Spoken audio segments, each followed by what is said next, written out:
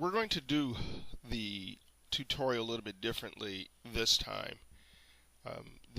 In the past, I've built the program from scratch, and in doing so, I walked the viewer through the construction of the program and explained as I went along. This program is a little bit more complex. As you can see here, it stretches pretty far. I've actually have to zoom out a great deal to give you a full perspective of how long the program is. It's a little complex, and it'd be a challenge to try to build it and keep track of everything. So I'm going to explain each area, each section of the program, and explain the uses of the program for the benefit of the viewer.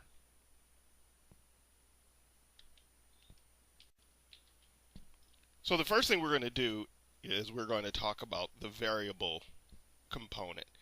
And we're here in the data operations section. I'm just going to grab the variable here. I'm not going to connect it yet, just to show you this. Now, I have used this variable before. Whenever you take a variable out, it will contain the name of the last variable, the last variable that you created. So if I wanted to use a different variable, I would add here, or I can continue to use this variable. I would change the name of the variable if I were adding another variable. So I'm going to go ahead and connect this here, and as you can see, it lights up. Now, with the variable, what we have are two operations that we can have on a variable. There's the write and the read. Reading, see if I click here, I'm reading a number, and then it's an output, so I would output that value somewhere else. I can also write a number where I would be inputting it from someplace else. So in this instance, we're going to make it as a read variable, all right? And you can see that by reading the variable and connecting it somewhere else, I can use that variable elsewhere. The next thing we're going to cover is the math operation again. That's under Data Operations tab. I'm just going to grab this one here and connect it.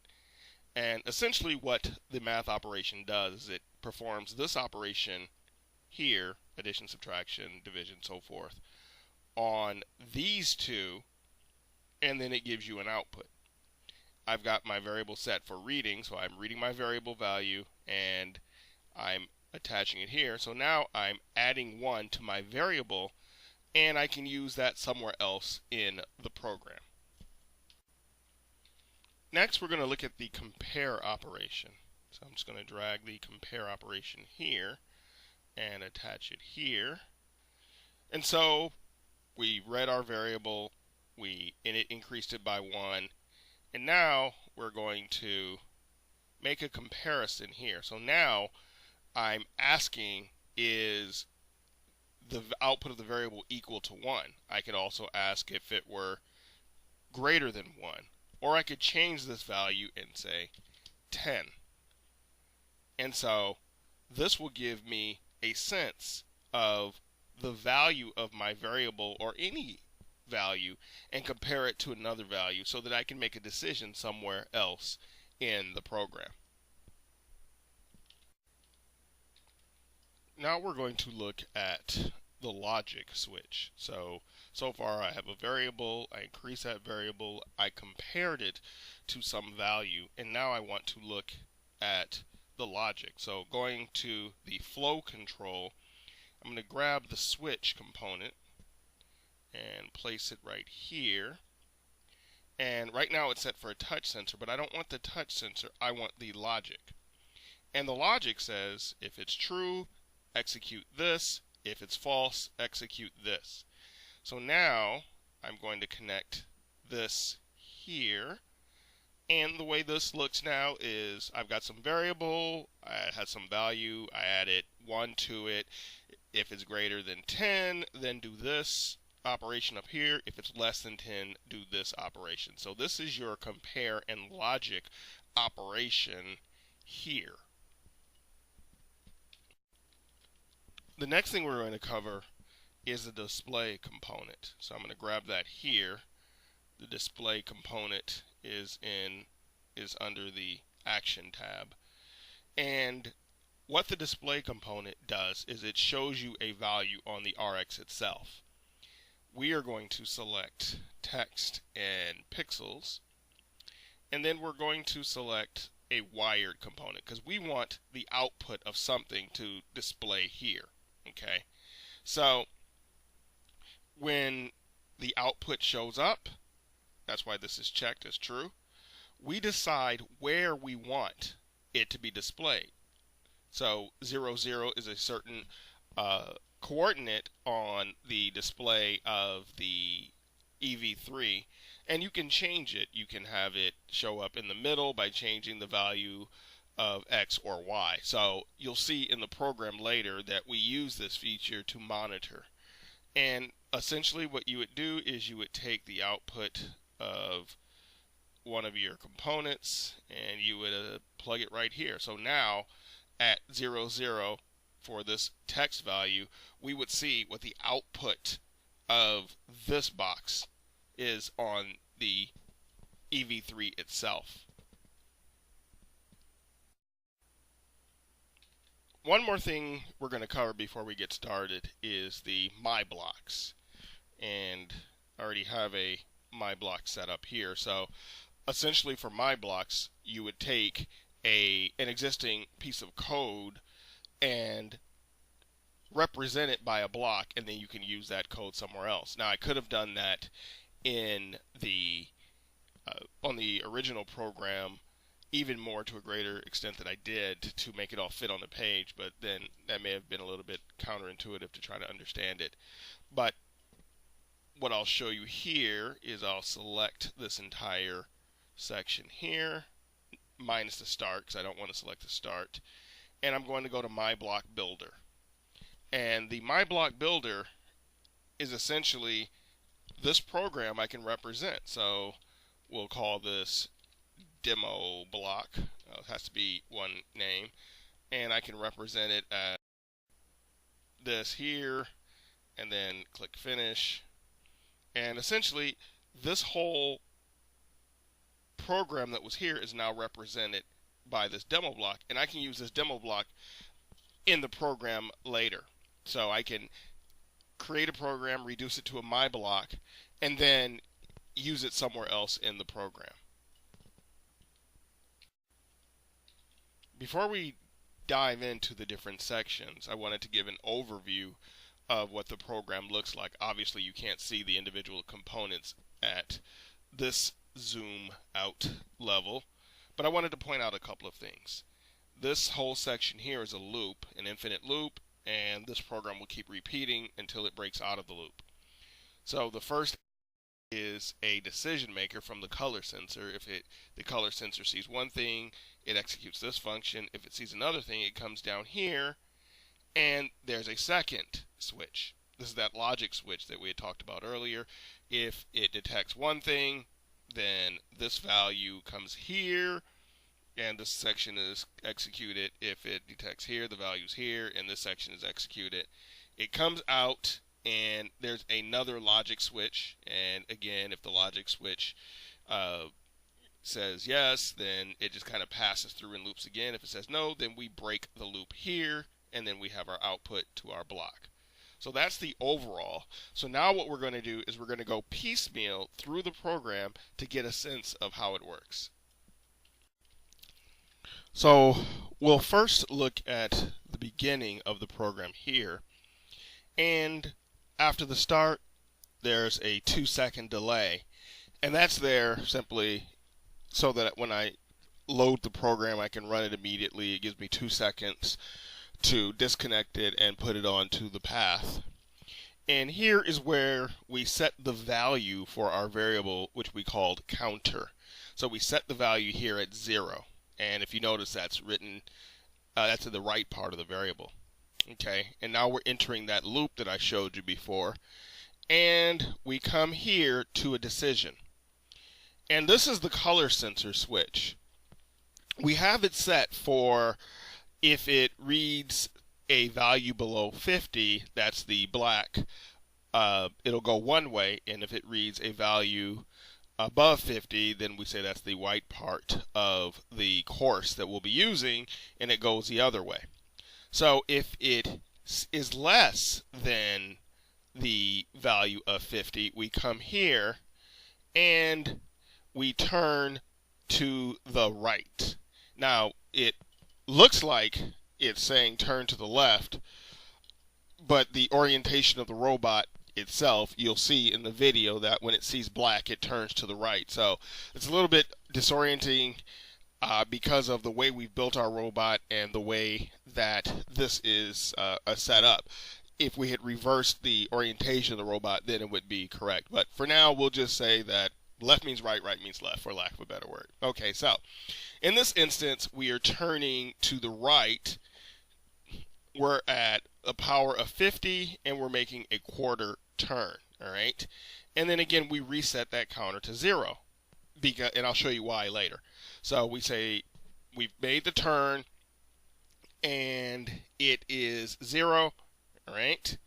And then we come here again, and we look at our sensor, and if the value is less than, when the value is less than 50, that's our sensor value, we're going to display it. And we're going to display it here at 10 pixels over and 0 pixels down from the default position, so that I can look at the EV3 and see what it detected for the black. And that makes it easy to see if the robot is behaving how I want it to behave, and it also helps me to see where the sensor is reading. So there have been times where I was testing the robot and I thought it was on the black, but it wasn't. And so I can look at the display to see, okay, it's not reading it as black. So what I see the sensor looking at is not what the actual sensor sees. And that's important to know, which is why you display it. Okay, so if it doesn't see the black line, it sees the white line because the value of the sensor, the color sensor, is reading greater than 50. And we come here. Now, there's a decision switch here that we'll talk about in a little bit. But for now, we're just looking at the value of the counter. So we're reading it, and we're comparing it to 4. If it's greater than 4, then we'll execute this part of the switch. If it's less than 4, we'll execute this part of the switch. And we'll discuss that in a little bit as to what that means. I'll come back to that. But for now, we know that the value, because we just started the program, the value of the counter is 0 because we've not increased it. So we come down here and we turn for 0.2 rotations in the opposite direction. So we're turning left. And the reason why it's 0.2 here and 0.4 here has to do with how symmetric your robot is and how much a turn in one direction and then reversing that turn will place it back on its original path. And what I found was the construction of my bot isn't entirely symmetric, so that if I were to go 0.4 right and then 0.4 left, I would not end up in the same place. In order to end up in the same place, I actually have to go a shorter rotation. So that's just something that happened with my bot. It may be different for yours, or you may need to make a different type of adjustment. Well, going on, we read the color sensor value, okay, and then we display it here, just like we had displayed before. But notice we're displaying it in a different position than the position we were displaying for when it is black. That way we can distinguish which one we're reading. And I did that so that I could know, okay, I'm reading the sensor when it's seeing the black line or the white line. Okay, now there's a built-in delay, and the reason there's a built-in delay is I noticed that sometimes it takes a moment for the sensor to register because of the way the program is executing. So after I turn back, I want to wait for a moment to see so that the sensor can detect the next value. So there's a little bit of a delay, okay? And this is a short delay. And what we do, I'll scroll over a little bit more here. And then what we do from there is I come here to the counter value, I read it, and I'm adding 1 to it, all right? And then I'm writing it to counter again. So now my counter has increased by 1, and I'm displaying the value of counter before I increased it. So I'll know what the value of counter is. So the value of counter before I increase it, I know, and then I increase it, and then I display it. So every time that I see the white surface, I say, I've seen the white surface, I count that as a 1. And when I go back, and if I see the black surface, remember, I reset the counter to 0. So if I'm going back and forth, my counter is going from 1 to 0, 1 to 0, 1 to 0. However, if I go to 1, I see the white, and I come back and I see white again, now I know that my robot has not acquired the line, and I increase the counter to 2. And I want to do that so that I can keep track of when I hit the black and when I hit the white section of the field. And we'll discuss that a little bit more to get a sense of why we're doing that. Okay, so we're going to scroll over a little bit so that you can see what happens after we display. And what we have here, I'm going to move this up a bit so you can see, then I'll put him back down because I'm disconnecting him when I move him up. If you look here, we have another counter, and we're comparing the value of counter, the one we just incremented, to 6. If it is less than 6, then we do nothing and continue the loop. If it is greater than 6, then we break out of the loop. So let me put this back here so he lights up again.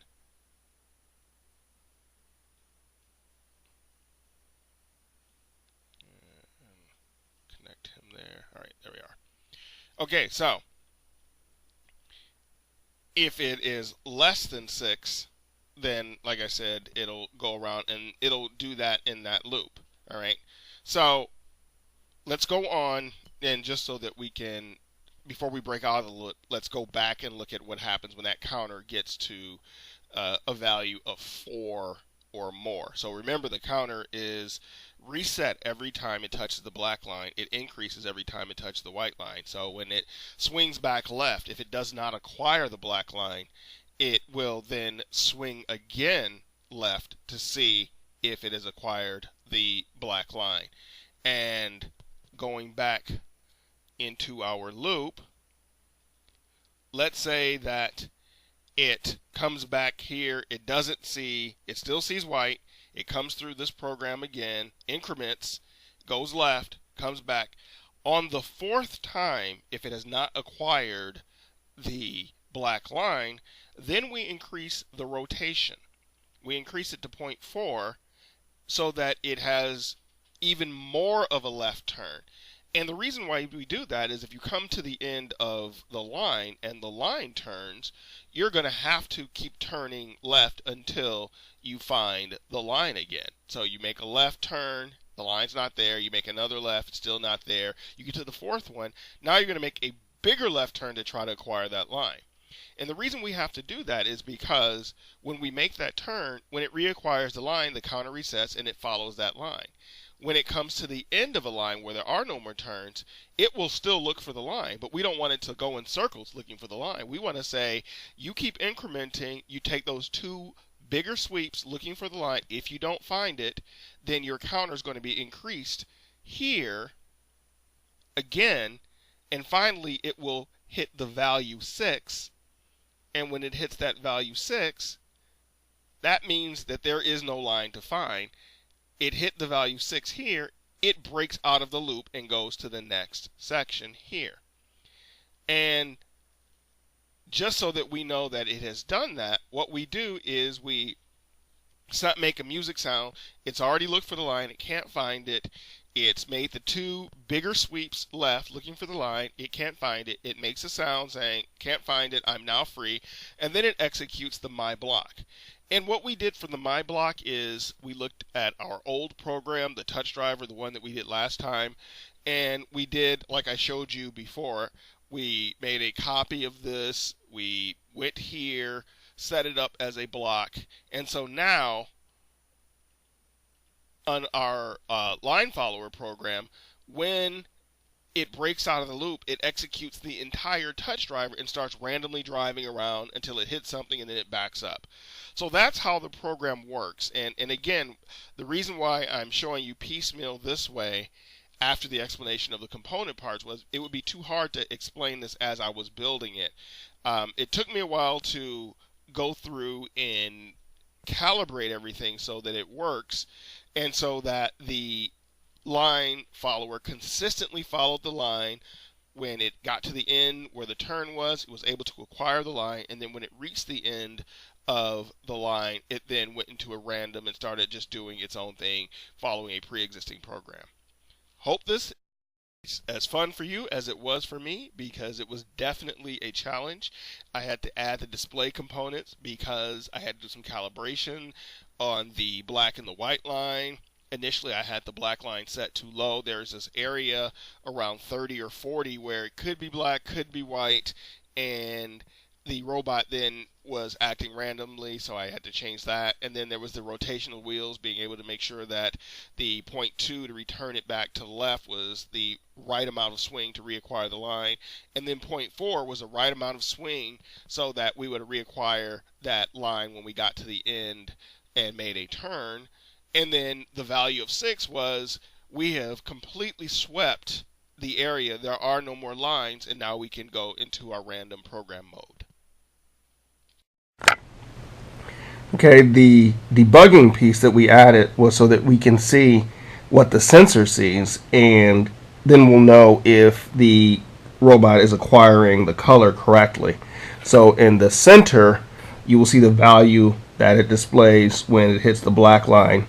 At the bottom left, you'll see when it hits the white portion. And then up here, there'll be the counter that says that when the robot has not acquired the black line after 4 times, to take a larger turn to acquire it. After 6 times, then the robot knows that it is no longer in the path, and then it reverts to the other program. So let us go here. We'll press this here. So as you can see, in the middle, it has a value of 6, 8, so it's on the black line. We go over to the white line. It sees 55 and it counted 1, it counted 2. We're back to the black line. It's back there. And notice what happens when we go back over to the white. The counter resets. And so the idea is, as this is going back and forth, it is looking for that black line. And if it can't find the black line, it'll search. It'll keep looking for it. And when it gets to the 4th one, it'll take bigger steps. And then when it gets to the 6th one is when it goes into its autonomous mode. Right, so it's moving down. When it sees the black, it moves to the right. When it sees the white space, it moves to the left. We had to build in the delay because the sensor doesn't read right away. And unfortunately, if it misreads it, it'll go in the wrong direction. The hardest part is calibrating it so that it is able to not go too far one way or the other. That has to do with the centering of the wheels and the brain. We're coming to the end, so now it should turn and look for the line again. When it can't find it after 4, it goes further and it reacquires the line. So the idea now is it turned looking for the line. We usually have trouble in this area because it's still looking for the line, and it sometimes doesn't find it. Now we're coming to the end of the trail. Now it's can't find the line, so it's looking. After the 4th iteration, it goes in a larger circle. If it still can't find it, then it goes into its automatic mode of just searching around, and it follows the program that we had written earlier, the autonomous role, where it's just kind of randomly going until it hits something.